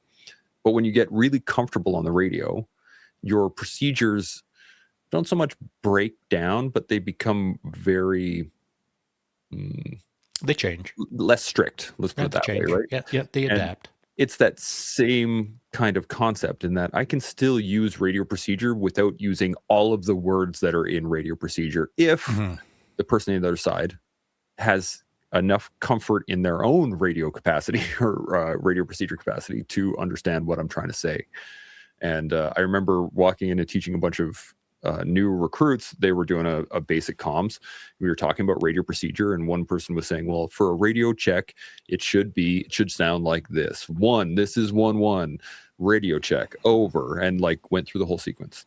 And then I said, afterwards, I came up and I was like, okay, just so you guys know that once you get comfortable, a radio check can sound like this: 1-1, 1-1, 1-1, 1-1, right? And that can be a complete radio check in that sequence if you guys have enough comfort and understand each other ahead of time.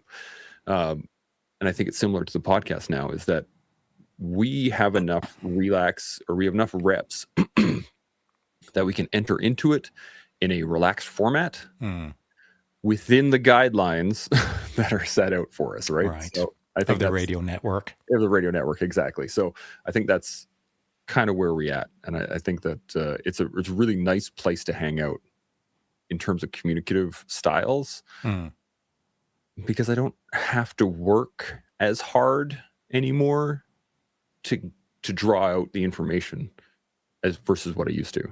Yeah, it's true. It's true. So it's really nice. Your comms network example there, and made me think of when I was we were in Cyprus, and I might have broken some rules. And anyway, so I ended up getting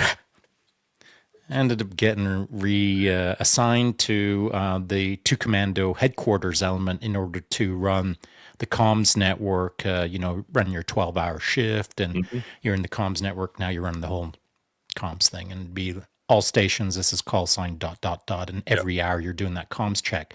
You do that a few weeks, a few months, and all of a sudden, for me at that time, I was a reasonably confident young corporal, and I had it my way, but I also appreciated the formality of a military comms network. And so, but I became comfortable with it over a period of time. So then I had to create my own signature, my cognitive network signature, that I could be recognized. Oh, Sean's on shift, not just by the tone of my voice or my intonations or whatever, but my own style. Yeah. Within the very, very, very narrow and strict requirements that we all have on a comms network, I still played around with it a little bit once I became comfortable. And so I found myself week after week kind of extending my footprint, for lack of a better term, until the guys on the line would be like, "Hey, Sean, it was good to hear you last night. I look forward to it." They were wanting to hear me within the very strict protocol, working the entire network, everyone on the line. They'd be looking for just that hint of personality. Yep. That hint of Sean. And it kind of brightened up their day, as I was told anyway, to some degree. And so podcasting to some degree is that as well. It is the comms network within not as strict protocols or guide rails, but it's putting your personality, it's putting your Seanisms out onto the interwebs so that not that people look forward to it, but they recognize you for who you are, rather than just a signal or a tone that gets delivered out to the comms network. Now you're Sean. Now you're Chance. Mm-hmm. Now you're a human that is distinguishable from artificial intelligence, which is one of the reasons that we started this show, of course, by the way. So I do like your analogy of working the comms network, but the trick is finding the secret sauce of who you are within the comms network. That takes reps. It takes being on the radio a long time. I remember my first time as Zero and being that guy. Yeah. It was nerve-wracking. It's nerve-wracking, man. You're just a young private or a corporal, and you're like, okay, I guess I have control of the entire battle group in my head. Right? Yeah. It's a fun time. So I got a couple comments. Nazgul jumps in here and said, that's a lot of podcasts. Congrats. All words have meaning, which absolutely they do. Dan C says, have I got a great bead window story for you? It's an interesting thing to see. Littlefoot says, how did the collective come to be? What got a big yellow canary to have a podcast with a Model T800? Oh man, and so what do you got? Let's hear no. Go on. You got the mic. Well, from my perspective, what happened was, I had my podcast Tools for the Toolbox. I had that ahead of time of this show. I had Sean on as a guest, and then I had him on again in the roundtable discussions that we were doing. And then a little while later, Sean hit me up. And by the way, so just to, and if you don't mind, I'll keep jumping in and out to add, not context, but just a little bit more rich detail. I'd never been on a podcast before. That's right. I didn't even, generally speaking, know what podcasts were per se. And so like going on the Tools for the Toolbox was kind of a big deal. Did I come out of the closet? I don't even know what it was, but dude, it was a thing. And it was a thing that I wanted to hang out in my closet. I didn't want to get all up on the radar. I didn't want to be visible. I preferred my life invisible. So you were kind of the, you were the thing I landed into initially. Yep. First off, we did a show on mindfulness, which was great. Oh, that's right. Because, you came in and you were like, I've never thought about this topic, or I never thought I'd speak about this topic. Yeah, that's right. Never thought I'd speak. I thought about it a lot. Yeah, for sure. Yeah. But had never actually put it to words.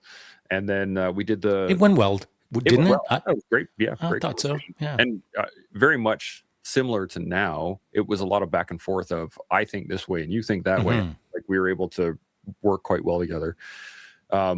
We did the second show on the round table, and then you hit me up on Remembrance Day, or just before Remembrance Day in 22, and then kind of came from there. You set up the whole talk about not just remembrance, but why do you remember? Go to your cenotaphs and start talking about what it is that you actually remember and what you think about during these times. We all put that together, and then I think, if I remember correctly, you told me afterwards, but you had talked to Seb about doing something. That's right. Initially, and then he was just too doing a podcast with Seb. Right. And then you hit me up right after that. And he was so busy. Like he was bonkers busy. And his reply was, brother, I would love to. And you'd be the guy, but I'm busy. And I said, okay, I know another guy. So Seb was my first point of contact, not because you're lesser than. It's just he was the guy who came to mind for whatever reason. Yeah. Well, he was the one that linked us up. That's correct. That is correct. Me talking to Seb initially, that he eventually hit me up after he'd been on the show a couple of times with me. He was like, I got a guy for you. If you That's true. let me hook you up with Sean. And I was like, okay, cool. So I have no doubt that was your first thought, because that was the point of contact anyway. Yeah, that's right. And then you and Zach and I had a meeting, I think. A virtual meeting, yeah. Virtual meeting in early December, I believe it was, of 22. That's right. And you were like, I want to get something on the go. And you were hang on a sec. freaking That's there you go. Okay. So you added it. I was going to interject with, I didn't really come in with, I'd like to get something going. I came in with it a little bit more. So the exact quote was, I'm going to set a pace that you are not prepared for. That's true. And you need to keep up. And I said, I did say that. Roger that's a cautionary note for anyone who gets involved with me. And it was a hell of a pace. So we did a show a day for the first year. We had guests consistently every single show from May of 23 until I think it was like April of 25. I think it was. We went full tilt. It was a full tilt for a long time. Mm-hmm. And then we started to back off and realize, man, we don't actually have to do this as hard as we're going. And then we took our first break just month. Recently, yeah. And that felt pretty good. And now we're back at it and kicking ass. So it's been quite a ride. It has been, anything else to add? Something I'd like to add is the element of ferocity, or the idea of momentum or intensity or pace. I do set a pace for sure, and it's uncomfortable for a lot of people if they haven't been warned. But usually I'll warn people, as I did with you. And there's a great thing about having a certain velocity in the way you live your life, because it kind of shakes the structure up a little bit. And so look at what we've got right now. Hang on a sec. I saw this on the calendar here. We've got Men's Mental Health and PTSD Awareness Month from RecoverCan. Men's Mental Health Month. Oh, yeah. So it didn't exist. Like, honestly, Men's Mental Health Month isn't a federal level thing. It's not even really a provincial level thing. It's a grassroots thing to some degrees. The whole month, June, Men's Mental Health Month. And as it turns out, like with Mentel, kind of really pushing the message this month of June, to some degree that kind of came about when you and I sort of decided, we're going to go hard on Men's Mental Health Month, and every single day of June that year, we were like hitting all the hard hitters. Oh man, that was a rough month. That was a bonkers June. Yeah. But we pushed so hard and hit so many topics, and like kind of not ruffled feathers, but shook up the structure of things, that it made people think about June in a different way. Now it seems normal that people are talking about June as Men's Mental Health Month. Well, friggin' hell, that was not normal until that June that we went bonkers at it. Yep. And then it became a thing because of our friend Zach, and because, us, you and I, and some key players supporting him on that initiative 3 years ago. And now it's legit. Yep. And not ironically, but interestingly, just a couple of days ago, I was looking at Men's Mental Health Month to see what goes down in Canada for June. And who was front and center? Mentel. And I asked my AI, my LLMs, what is Mentel? And they were talking about Zach, located in Calgary, and kind of how it started. Now, it didn't mention my name or your name, but I know how it started. Mm-hmm. Very few people do, but it was just with a seed of velocity of getting after it hard. Yep. And now here we are. It's friggin' printed on a calendar. You know what I'm saying? I remember Zach came to us with the idea and said, hey, I want to do this. And we both were like, okay, do it. Let's go, baby. Let's freaking go. And then, when it starts going sideways, don't worry. Exactly. It'll get back on track. Exactly. It went sideways for a little while. No biggie. But no, it was I learned so much through that first Men's Mental Health Month. Mm-hmm. Like, it was tough because we were talking about some pretty rough subjects, and we did 3 straight days powerful subjects and suicide ideation and all this other stuff, and it was quite the quite the month. I got a couple comments here. Great Dad Gear. Good to see you, Dre. Dude. We had he was up here a little while ago. I was rolling with him. Oh, no way. That's got him all cool. the mats, and I just crushed him. It was great. As you should. Screw that guy. He says it's been an amazing ride indeed. What I'm glad to be a part of since day one. Yeah, Dre's been here since the beginning. That is true. Now School jumped in here and says Sean does set a heavy pace. I still train on the bike 6 days a week. Oh, it's Bovard. Buddy, the Blovers. There it is, buddy. How's it going? That's so good. And then Great Dad What a says, great dude, by the way. Yes. We got to get him on the show at some point because I keep bugging him, but he's always busy. So, You know what I should say is he may never come on the show again. It's not because of a chat he and I have had in the background or whatever the case is, but I do feel like I dragged my friend Blovers into the podcast when it was so chaotic and I was a lunatic and I was just pushing the pace in so many different ways trying to figure it out. I may have not scared him, but I may have scarred him. And so if he did come back on the potty in the future, it would be a different conversation, of course. But one of the things I do love about Andrew Bovard is we go way back. I used to coach him in ultra endurance racing. He's raced a number of world championships in 24-hour solos and all that good stuff. And, you know, I coached him for a good many years. We've hung out all over the world and done a bunch of fun things. And Andrew knows me as well as most people, anyone does, I suppose. He knows me really well. Before this podcast was a twinkle in anyone's eye, before the collective was even a word, before you, Chance Burles, even were Chance Burles, I was telling my friend Andrew Bovard that I may have to give away my coaching company to go and do something that I don't want to do in order to make a change that I feel like I'm not capable of making for the world. And like, I probably spent 2-3 nights, like, you know, kind of going back and forth with him late, you know, somewhere in the world at a race and saying, dude, I think this is it. I think I might not be your coach anymore. mm-hmm. And it was an interesting phase of my life. Like, I was pulling myself out of my little Miyamoto Musashi cave to go out into the big bad world and be a podcaster. And I didn't like it because I already had a good life with good friends that I could hang out somewhere in the world late at night and solve all of the dolphin language with another dude, a brohemo. Mm-hmm. But, you know, it was tough to give that up, but the Blovers knows what's up and it's all good. I think I would go so far as say it was worth it. We've done quite a lot here, and I do like making you uncomfortable. So it's a win for me. Well, the world makes me uncomfortable now. So congratulations, world. Dre says, honestly, Men's Mental Health Month has helped me out these last 2 years, along with the collective. It has shaped me in ways I never expected. Nice. So it shapes us all. Yeah, exactly. And then Littlefoot jumps in here and says, would like to parrot Sean where he said he needs to be somewhat careful on social media because of people watching. I may have gotten a boo-boo attempting to... Well, that I won't be careful with. It's my words, not my actions. Yeah, exactly. I say that, and I got a letter opener right now that I've been playing with since we started. Yeah, right. Nice. And it's very hard to not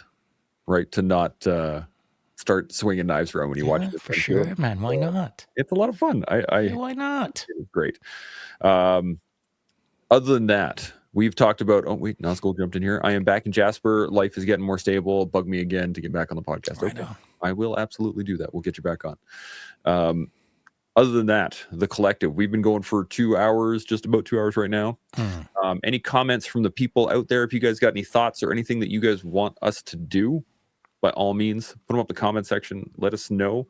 We're going to shut down here in a couple minutes, but I do check the comments afterwards as well. So make sure you guys are commenting regularly. Anything else on your mind, collective-wise, Sean? Anything at all still bubbling around your brain? No, I suppose if we're just going to wrap it up here with final comments, I do appreciate anyone who is not only tracking this right now, but we'll listen to it later. But even if you don't listen to these podcasts, no big deal, because Chance puts out a clip or two from time to time. And those are more or less the nuggets that I look forward to seeing out of this. I gain from the podcast, regardless of who watches. But I think that these little gems that Chance puts out, the Clipping McClips, are important. And so, you know, tune into those little 30-second hits if you don't have time for the potty. There should be one coming out tomorrow, or sorry, today, if I can get it done before we zip out of here. My wife and kids and I are going to go to Miette, go to the hot Oh, springs. Miette Hot Springs. Yeah, so hopefully there's supposed Is it to. Miette or Mayette? I've always pronounced it Miette. Because back in the day, like when you were actually not even born and I was at Miette Hot Springs, I it used imagine to be Miette. I've heard it both ways. Ah, And maybe you can ask someone who's in the game. maybe I will. Yeah. As far as I know, it is a French word, Miette. Well, I'm happy to be wrong, but I always heard it as Mayette. And it could be. So I could be wrong as well. Could be the Alberta pronunciation, Mayette. Maybe. I don't think so. But Green Techniker jumped in here and said, by the way, Chance, I finally got my blue belt in jits. Congrats, dude. Nice. Yeah, I might do better next time. Maybe. We'll see. I just got my You brown. won't. So we'll But see. at least you got a blue belt. You got a blue belt out of it.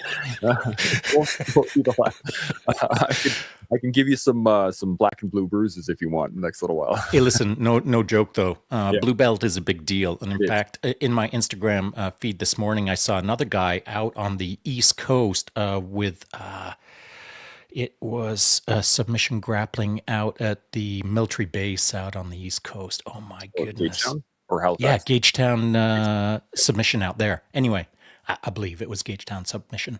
Yeah. But he just got his blue belt after several years, and I've been tracking like Pony Boy Curtis, something like that is the call sign. Okay. Anyway, congrats to him and his blue belt, and anyone who gets a freaking blue belt. It is a big deal, honestly. It's almost a rite of passage.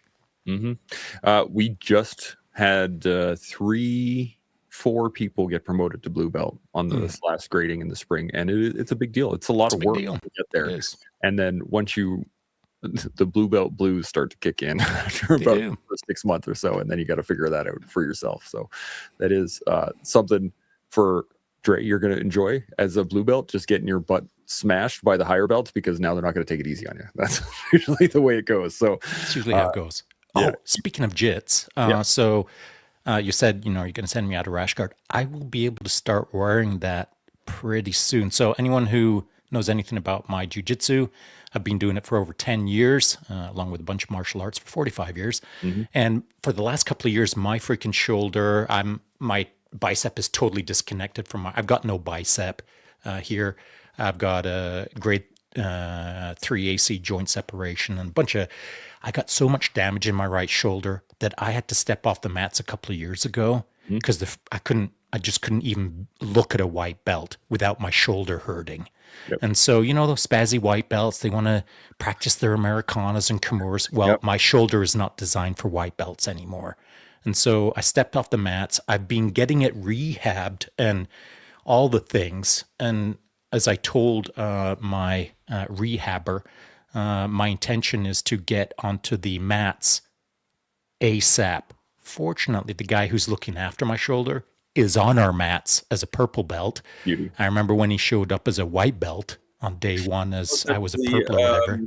I forgot his name. Jesse. Yep. Jesse. He's been on the show. That's Yep. right. So, like I told him straight up as I looked him in the eye, dude, sort this out so I can get back on the mats. I intend to get back on ASAP. So I'll be rolling in a sweet tiger stripe camo rashi. I like it. I I like like it. It's pretty good. I put originally the one that the design, the one that I have right now had a black background. So tiger stripes are actually darker than the one you have in your shirt. And I kind of like it. So I'm not sure if I'll send you one without the black background or if I'll send you one with the black background. What do I you think I would prefer all tiger stripe if I'm being honest. I'll give you No all black. tiger stripe. That's not a problem. Yeah. The one thing I did have to do with I don't want any like trite phrases on it, like whatever. Okay. I'll give you a flat one. Don't put something on the back or on the front that I've got to be like, oh, that's Don't not worry. really my phrase. I'll send you one with just the logo on the back at the upright. The collective, yeah. Yeah. And Yeah, then cool. other than that, it'll be clean, but that'll be the one I send you. I Nice. also have another one that I've designed that says never given on the front and earned on the background or on the back. I'll have both available. Okay. And then we can go from there. The one thing I did really like, I put a black stripe down the seam, which looks really good. separates the panels from front and back. I'll show you. You'll see. All right. Yeah. Yeah. We'll go from there. The couple more comments here. Littlefoot, turns out my love handles got bigger. Those do happen. And it Welcome says to age. Harley on. Harley who?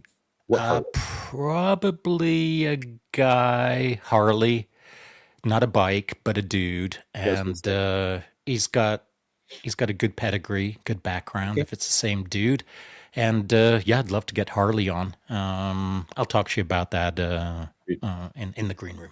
Send me some information. I will reach out to whoever. Askel says you both got it right. Okay, so it could be Miet, could be Mayet, could be either way.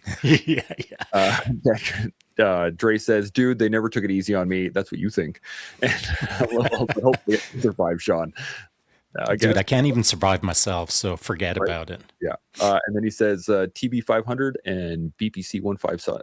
Yeah, nice. Listen, BPC 157 peptide. I was shooting that into my shoulder like before the internet was even aware of peptides. So, and it did not help me at all. So appreciate the advice, and I have tried it, and no. The structural damage that I've got in here. In fact, so someone that I saw recently for my shoulder said, how did your shoulder get messed up so much? And I said, would it be the million rounds I put downrange shooting off of my right shoulder, compressing that space? Would it be that? Or would it be and I started listing out a few things, and he looked at me like, oh yeah, you're not a normal patient. So, BPC 157 can only go so far. Yeah. As really anything, right? Anything. Witness Protection jumped in here and says, Happy Fish Friday. Happy Fish Fry Friday. Fish Fry Friday. Good idea. Yes. I haven't had good fish fry in a while. And then says, Miette is a French noun that translates to breadcrumb or a small, delicate piece of something. So interesting. I think I'm right. Just throw that in there right at the end. Anything else? Anything collective issues or not issues, but anything still collective burning in your brain? Anything at all? No, not really. Listen, again, thanks for anyone who's been tuning in, not just today, but tunes in later today, or has tuned in over the last few years. And, I'm not the guy who rah-rah, sis, boom, baws, these kind of things. But every once in a while, it's good to let everyone know how much, speaking for both of us perhaps, how much we appreciate the engagement, and any feedback that you give us, we always take it to heart and try to implement it accordingly. Yeah, I totally agree with that one. Couple things I want to state just for anybody out there listening. If you guys have sent me requests for people that you want on the show and I haven't got them on, I've either reached out to them and haven't got anything, or I've also sometimes I forget about the messages and they get lost in my DM. So if you haven't seen the person that you want on, hit me again. Just remind me, send me another thing, another DM, shoot me their call sign or emails or whatever, and I can engage them and get them on the show. And then Littlefoot says, same dude. There you go. Yeah, so, same dude. We can talk about that after. Other than that, I got lots of people that I want to get on the show, but I want to hear from you all. Tell me, who do you want on the collective? And by the way, I never would have done this myself. I mean, I'm going to be a hypocrite right now and ask someone to do something that I never could have done. But if you listen to podcasts and you think you've got something to say, hit Chance up and say, I'd like to be on your podcast. Don't hit him up with, I know a guy who would be good on your podcast. If you think you'd be good, let Chance know. Now, I said I'd never be able to do that. I'm on my own freaking podcast and I feel like such an imposter syndrome, 110% all my life. I don't even want to be on my own podcast. So, even if you feel like you're not the right person to say the things that you want to say, well, get with the program and go say them. So hit Chance up. If you think you've got something important, we'll make it happen. Absolutely. Or in addendum to that, topics. If there's something that you want to hear us talk about, if there's a general thought process that you want us to go through, by all means, hit me up. Jump on the show with us. We can talk about it with you. That is how we get our ideas. I have a list of ideas of stuff that I would love to talk about, but I want to hear from you guys because that is really what is critical. Nazgul says, Chance for you and Jasper after the hot springs, look me up. Will do. We may stop in there, so that would be great. And Sky Scania says, stomach just dropped. There you go. Was that thinking about going on a podcast? Yeah, that could be it. Yeah.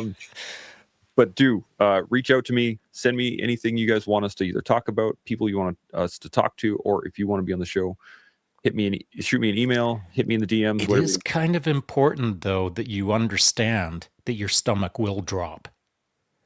Live podcasting is not for the faint of heart. Yep. You might think it's a casual thing, but I almost feel like I can state categorically that irrespective of how much experience you have had on other podcasts before, you'll find it's got a bit of a different flavor over here, podcasting. And so when it's live, and depending on the guests, and depending on how the panel's going as a whole, things can get pretty freaking interesting. And in live time, when it's your turn to either listen or speak, things can feel a bit wobbly. Your stomach may have dropped. And so just know that it's not that easy, but it is worth it. And it's not abnormal. That's the other part of it. Like, pretty much every single person we've had on live, almost every single one. Almost every one of them is said, and big names with hundreds of podcasts and big audiences and used to talking in front of crowds and all this stuff. Everyone that is like large and in charge to some degree feels it when they come over here for the first time. And it's not a reflection on them. It's not like they are lesser than the moment they come up to the podcast. It's just there's something about our podcast that has a little thing to it. Live. That is one of the most challenging things across the board, is anything that you got to do on the fly live. I remember giving my first intelligence briefing in front of the regiment, not just the regiment, but the brigade commander and all the people and stuff like that. That was tough. I remember my first podcast. That was tough. I remember the first time I had to do anything live. It's a tough one. It's tricky. It's tricky, but it's not undoable. But listen, it's not right.